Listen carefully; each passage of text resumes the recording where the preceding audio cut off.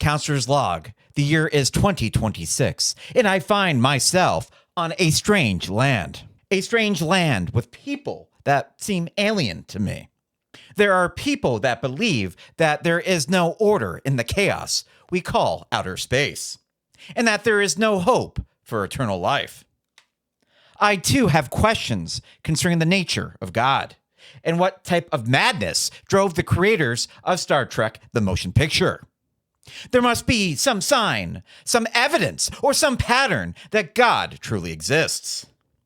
And hopefully in today's episode, we'll discover that very evidence.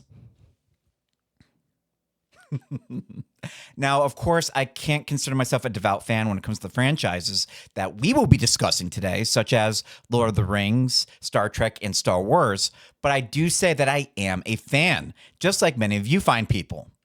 Often, I use what is called popular cultural references in order to explain points or provide parables towards having clients better understand key points of what I am trying to describe.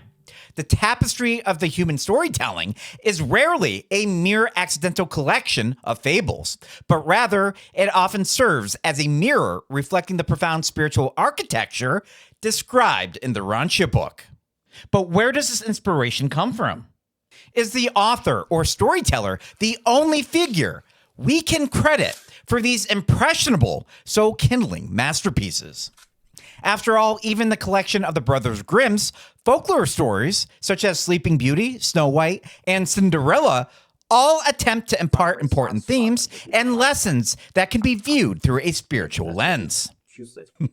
So, I always like talking about distortions. So when we're talking about Snow White, Sleeping Beauty, and of course Cinderella, what do you think happened in those stories? And those stories are only a few decades, of course, before they hit the big screen. But we're not here to talk about these literary texts. We are here to examine the enduring legacies of Star Trek, Star Wars, and the Lord of the Rings. We are not simply looking at commercial successes or clever fantasies, mind you. We are looking at their overall impact associated with society. Space Force. So a totally fun fact has to do with bulletproof glass. Did you know that Star Trek was one of the first franchises to introduce the notion? What was then termed as science fiction eventually became science fact. The concept was introduced in Star Trek: The Voyage Home in 1986.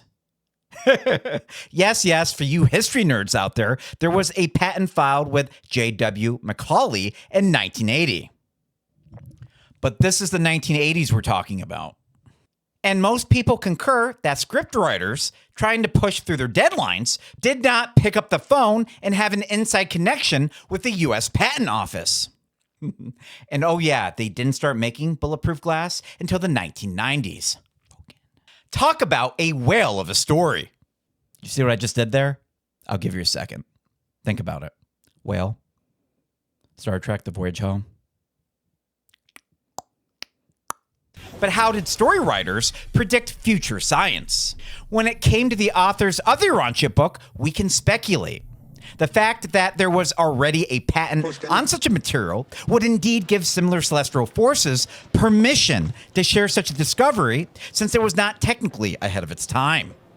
So perhaps we are all witnessing here what some people coin as the phrase unconscious revelation, where the creative mind taps into the cosmic currents of the Adjunct Mind Spirits, the guidance of the Spirit of Truth, and the silent, persistent whispering of the thought adjuster found in the Urantia papers. These narratives follow the classic hero's journey, not because it is a convenient trope, but because the hero's journey is the literal expression of a mortal soul ascending from the material planes of time and space towards the embrace of the Universal Father. All three divine forces stand upon one another. The Adjunct Mind Spirits pave the proverbial way for the appearance of the thought adjuster, and the Spirit of Truth ensures that we all get our chance of having a divine spark of God inside each and every one of us. The awakening of the Adjunct Mind Spirits. The journey begins at the level of mind. The arena where the 7 Adjunct Mind Spirits that include intuition, understanding, courage, knowledge, counsel, worship, and of course, wisdom, perform their essential ministry. In the Urantia Book, these spirits represent the infinite spirit's initial contact with the evolving creature that paves the way for the Spirit of God, known as the Thought Adjuster. They do not dwell within us like the Adjuster does, but they encircle our mental grasp, pulling us toward higher levels of function and purpose. We see this beautifully illustrated in the early stages of the hero's journey, popularized by Joseph Campbell. Specifically, the call to adventure. So in Star Wars A New Hope, Luke Skywalker begins his journey not with a lightsaber, but with the adjutant of intuition. He looks at the twin suns of Tatooine and feels an inexplicable pull toward a destiny he cannot yet express. These are the first stirrings of the mind circuits. When he encounters Ben Kenobi, the adjutants of understanding and knowledge come into play. He is no longer just a farm boy. He is beginning to organize his mental faculties into a cohesive worldview. Something stirs inside of him, not wanting to be a farmer like his uncle wants him to be, and going against the grain of his environmental, familial culture. Similarly, in Lord of the Rings, Frodo Baggins' departure from the Shire is a profound exercise of the adjutant of courage. Frodo answers the inaudible invitation from these spirits to protect the planet despite being raised in a culture of comfort and convenience. Think of the adjutants as the helpers that prepare the psychological soil for the arrival of higher spiritual influences. Without the adjutant of worship, the urge to recognize something greater than oneself, and the adjutant of wisdom, the ability to coordinate all experiences, the hero would never leave the safety of the ordinary world. So don't forget that sincerity, sacrifice, and even altruism are foreign concepts to the animal kingdom. And we simply have these divine urges due to divine forces calling upon us to be better than the creatures of time around us. Star Trek offers a unique perspective associated with the Adjunct Mind Spirits through its focus on the collective hero, which surmises the crew of the Enterprise, the mission to seek out new life and new civilizations, which is the ultimate expression of the adjutant of knowledge and, of course, wisdom. Each episode often serves as a morality play where the crew must move beyond mere logic, represented by the early Vulcan struggles, and into the higher realms of counsel and worship of the truth. The series also honors the self-determination of other species through what writers cleverly coined as being the Prime Directive, a directive very similar to what life carriers experience on Adjuster and Dwelt planets in the Urantia Book. While Star Trek does consider itself as being secular, its relentless pursuit of the final frontier, equality, and morality mirrors the Urantia teaching that the mind is the gateway to the spirit. The crew's adherence to the Prime Directive, despite its flaws, reflects a burgeoning adjutant of wisdom, recognizing that there is a cosmic order that must be respected, even when it is not fully understood. The Urantia Book highlights the importance of volition, free will, and overall argues that making similar choices is the very reason why we're here in the first place. The mystery of the Thought Adjusters, the inner plot. As the hero crosses the first threshold, they move from the realm of the adjutants into the territory of the Thought Adjuster. The Urantia Book describes the Thought Adjuster as a fragment of God that lives within the human mind. This pilot light is the true protagonist of the human story. It is the adjuster who adjusts the thoughts of the willing to eventually harmonize with the divine will, and upon fusion with it, is the very spark that ignites our own divine ascension. In the hero's journey, this is often externalized as the supernatural aid, or the internal force that guides the protagonist through the darkest night. But for the weak-minded, intolerant, and inflexible, the adjuster becomes more of a simple monitor mysteriously still residing in such a mind with future hopes that the individual will turn their lives around.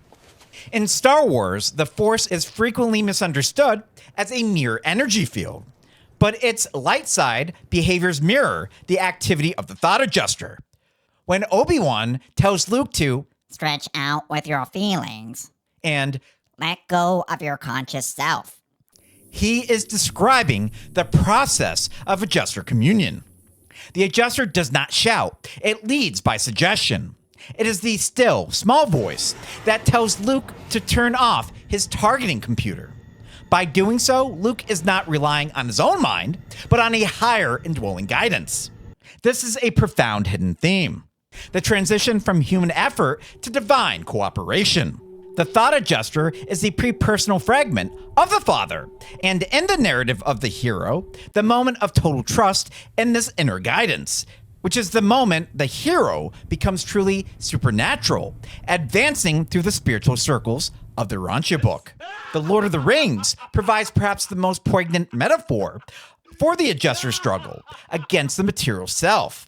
If the One Ring represents the ego, the gravity of the material world, and the lust for power, that is a material tether to animalistic programming. And of course, then Frodo's internal struggle is a masterclass in the adjuster's mission. The adjuster seeks to spiritualize the mind, but it can only do so with the creature's consent. Frodo's will is the pivot. He carries a burden that he did not ask for. Much like the stewardship we are given over our human soul, or the temporal temple we are currently presenting to God themselves through our adjuster. Not wishing for fame nor glory, Frodo simply chooses to place his life on the line simply because it is the right thing to do. The thought adjuster is the silent partner in Frodo's resilience. Interestingly, the Urantia Book notes that adjusters are experienced based on their previous indwellings. Despite the soul itself having its own vague memory, it is the adjuster that holds one's complete experiential account of their life, or what Star Trek would call Katra, or living spirit. One might see Gandalf not just as a wizard, but as a symbolic representation of the adjuster's vast cosmic experience, a guide who knows the way through the minds of Moria, which is the subconscious, because he has faced the Balrog, the ancient animal fears. In the Urantia Book, perhaps Gandalf, an ancient being of immense power, is more like the Sage of Salem, a wise teacher and misperceived wizard that places its roots in divine cosmic knowledge. The Spirit of Truth, the Comforter, and the New Law. Following the death and resurrection of a hero, the belly of the whale, or the atonement with the Father, comes a new level of spiritual endowment. In the Urantia Book, there is the Spirit of Truth, the gift of Michael of Nebadon, which is Jesus, that is bestowed upon all flesh after a successful career on earth. The Spirit of Truth is the Comforter that leads all seekers into all truth. It is a planetary circuit that makes it possible for every individual to perceive the spiritual reality of any situation, generally regardless of their intellectual capacity. In Star Trek, Deep Space Nine, and of course later films, we see themes of a prophet or a Cisco. No, it's not the singer. No, I know what you're thinking. It's not the singer. Who must bridge the two worlds. And of course, that's if you can stand the blurriness of Deep Space Nine with their low resolution, and I'm not even sure what they use for a camera. This bridging is the work of the Spirit of Truth. It is the spirit that allows different species, Klingons, Vulcans, and humans to find a common moral ground. It is the universal language of the spirit. Surprisingly, we are not even mentioning that the Urantia Book was discussing aliens and the like roughly 12 years prior to the presumed Roswell incident, when it was purportedly completed in 1935. The Spirit of Truth does not, I repeat, does not provide a book of rules. It provides a living sense of what is right and, of course, what is wrong. When Captain Picard refuses to obey an unjust order, he is appealing to a higher law that he can't always articulate, but his soul most certainly feels. And this is the Spirit of Truth in action. The liberation from the letter of the law into the liberty of the Spirit. Star Wars explores this through the transition from the Old Republic Jedi, who were bogged down in code and tradition, to the New Hope that was represented by Luke, who was literally following his gut. The spirit of truth is what allows Luke to see the good that's remaining in Darth Vader, when everyone else, including his masters, saw only a machine of evil. When it comes to the fallen prince Caligastia in the Urantia Book, there are a great deal of parallels between evil and hope for future redemption. This spiritual insight is the hallmark of the spirit of truth. It transcends the facts of the adjutants and the guidance of the adjuster to provide a revelation of the Father's love. The adjuster may also reveal facts and realities that transcend time and space, with certain outcomes possibly already known by the adjuster. Luke's refusal to strike down his father is the ultimate hero's journey moment. The master of two worlds. He has conquered his internal demons with the adjuster, and now acts in the spirit of truth to bring balance, not through more war or the easy solution, but through the recognition of a common spiritual origin and choosing the more challenging spiritual path. The hero's journey as soul evolution. The hero's journey is essentially a map of Urantia progression, the stage between the material and the purely spiritual. The Urantia Book teaches that we are not just physical beings, but potential spirits. The narrative arc of Frodo, Luke, or even Captain Kirk, but Jean-Luc Picard is much better. Picard's better. Follows the circles of progression described in the Revelation. As a human makes more spirit-led decisions, they move from the outer seventh circle toward the inner first circle. In The Lord of the Rings, the journey to Mount Doom is the initiation. The hero must face the shadow, which is the unspiritualized part of the self, and of course, the temptation to succumb to evil. The Urantia Book tells us that evil is the misadaptation of the intellectual and the unspiritualization of the volition.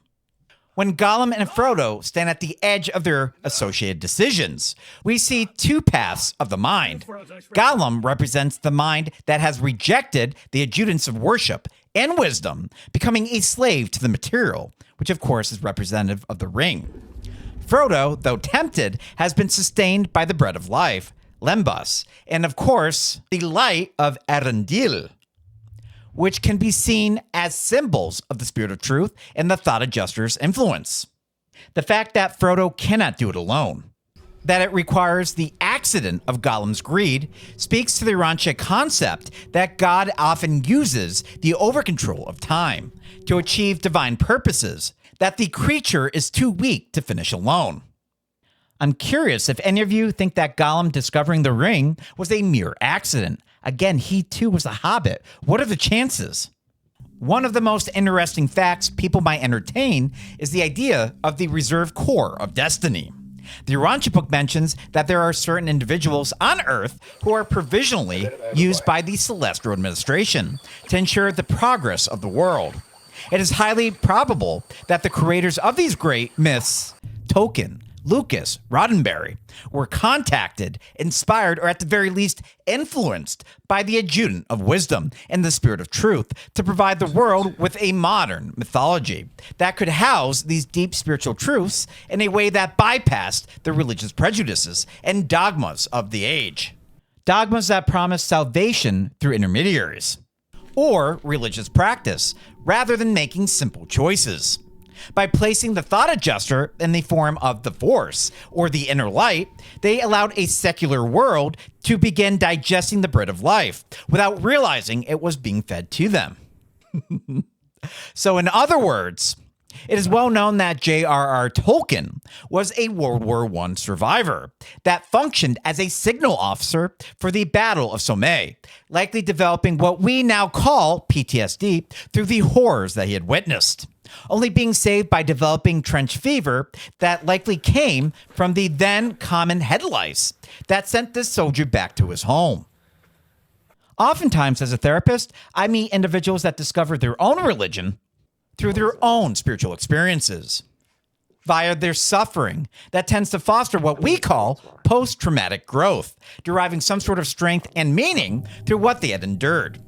And when it comes to Tolkien, we see the enormous amount of spiritualism in their works that he later created, such as The Hobbit and, of course, The Lord of the Rings.